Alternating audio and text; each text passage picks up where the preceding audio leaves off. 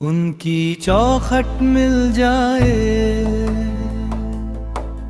तो कटोरा भी ताज बन जाता है। दर बड़ा हो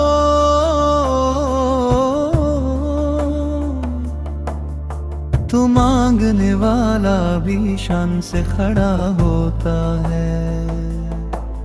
ऐसी निस्बत हो तो गुलामी भी फख्र बन जाती है। बादशाही